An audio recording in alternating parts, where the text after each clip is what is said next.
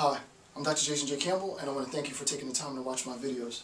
In this video, I'm going to continue the analysis into national and homeland security affairs, and specifically this section and much of many different parts of the subsequent videos will deal with intelligence gathering and different forms and different methods and approaches to intelligence gathering. I'm going to start from a very sort of conceptually general account of intelligence gathering, and then get down to the particular law. And again, I'm not a lawyer, but I'm going to reference just a little bit of the law to justify the legal, conceptual, theoretical account that I'm going to give of intelligence gathering. Again, I'm not suggesting in any sense that this account of intelligence, which is my account, that this account of intelligence gathering is in any sense exhaustive. There are many different ways to talk about and structure and analysis of intelligence gathering. For me, this is YouTube, it is general information. What I wanted to do was to take all of, or a vast majority, not all, but a vast majority of the concepts and the legal codes that pertain to structuring and understanding and justifying legally the resources in which federal agencies are able to gather information, and to put that into bite-sized bits of information that anybody can understand. It wasn't easy for me to structure it, obviously, because I had to go through all of the different legal codes to try and make an assessment of this.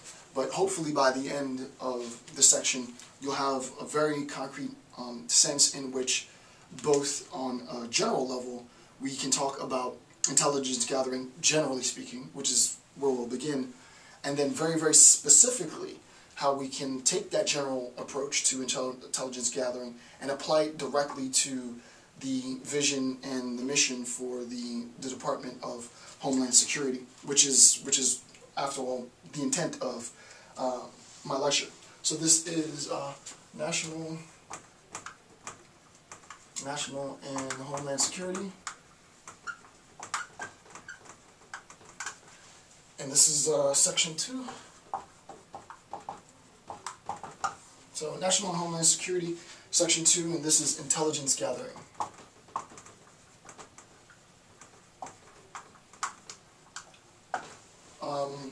Intelligence gathering. First thing that I want to do is I want to cite a quote, and here's the quote.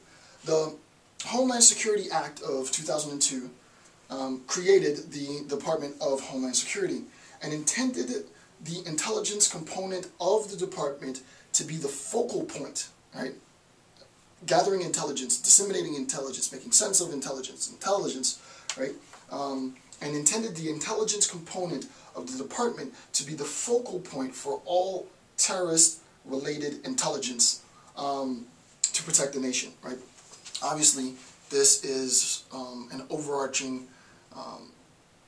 very important, almost seminal important function of, I wouldn't go so far as saying the only function, right, but it's a seminal important function of the Department of Homeland Security, is to make sure that they have a very effective and structured intelligence gathering and disseminating community, right, that there is a channel in which intelligence can be collected, gathered, assessed, and so on. Right? And this is not, to be honest with you, there's nothing novel in this idea. Right? This is, any government at any stage of development needs to be able to manage its intelligence. Right? Not only the intelligence, the raw data as such, but the intent behind the data. Why is this data of any importance? Well, the data is of importance because people intend to do something that is going to undermine national security. So we're talking about intent at a very primal, very deep level. But not just the intent of the individuals, we want to be able to counteract that intent. So we need counterintelligence, right? We need a bureaucracy of organizing intelligence, of gathering intelligence, of making sense of intelligence, and so on and so on. There's many different layers to intelligence gathering, the intelligence community. What I want to do is systematically, yet sort of generally, because it is sort of YouTube, I want to systematically address, yet generally, the various mechanisms and functions of intelligence gathering and post 9/11 United States of America. What I've done, again, this is just my approach. Before I even get into that, I've structured 3 phases of sort of intelligence gathering. I have, and I didn't put this in my notes, I might put it in my notes, I've willfully not included storage as a phase of intelligence gathering. For me, sort of having the intelligence is a given, right? You can't analyze the information unless you have it. So I just take sort of the storage of intelligence as a given. If I were going to do a much more advanced, which I won't do on YouTube, but if I was going to do a much more advanced analysis or assessment of intelligence gathering, then I would include storage, and then we could talk about cyber terrorism and cryptography and encoding and so on and so forth, you know. But for our purposes here, I don't need to get into that level of depth.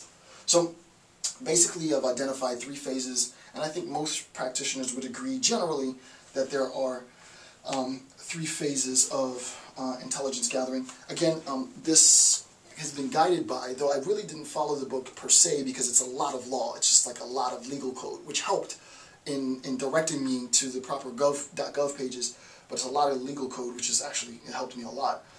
Chapter 4 of Alperin's book is on intelligence gathering, and again, I didn't take really the content from his book, from the book, and translate it here, but what I did do is I looked at the legal code that he provided and went to the code itself and read through the code to try and make sense of me, you know, giving this lecture. So 3 phases, what I identify as 3 phases, and this is almost dead. Let me get a new marker.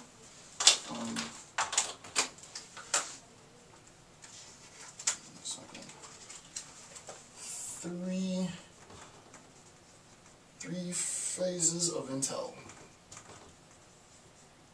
Right? 3 phases of intel, right? It's 3 phases of intelligence. The first, and what I'm going to do, again, for those of you who are watching me for the first time, or who might not know my style, I do what's known as ghetto philosophy, right? This isn't quite philosophy, this is sort of like practical, but it's still the same. I want to be able to give you the information in its simplest form.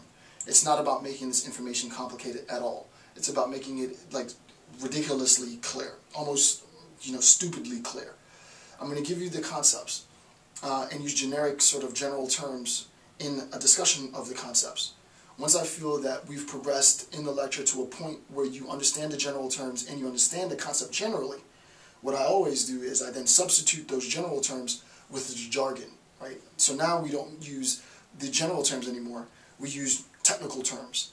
And you will then see how the technical terms relate to maintain the structure of the overall concept.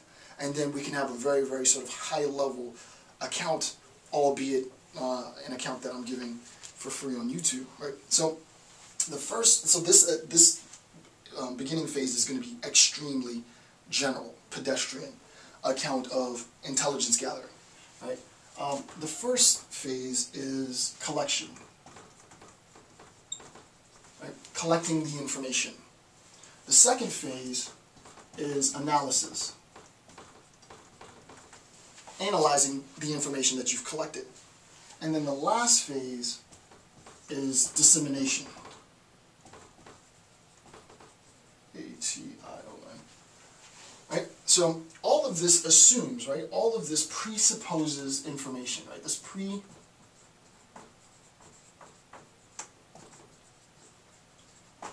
all of this presupposes information. We can't talk about intelligence, we can't talk about national security, homeland security, and the role that intelligence and the bureaucracy of intelligence plays unless we're talking about information, right? And we're not just talking about information. We're specifically, I'm not going to get technical because I've already done videos on this, we're specifically talking about the level of information that we know, right? It's an epistemological claim. What do we know? What don't we know? What do we know that we don't know? What don't we know that we don't even know? Right? What is the nature of our knowledge with respect to this intelligence? Right? Obviously, the things that we know that we don't know, that's the stuff that our intelligence, the primary focus of our intelligence is going to be geared towards the things that we know we don't know. So, just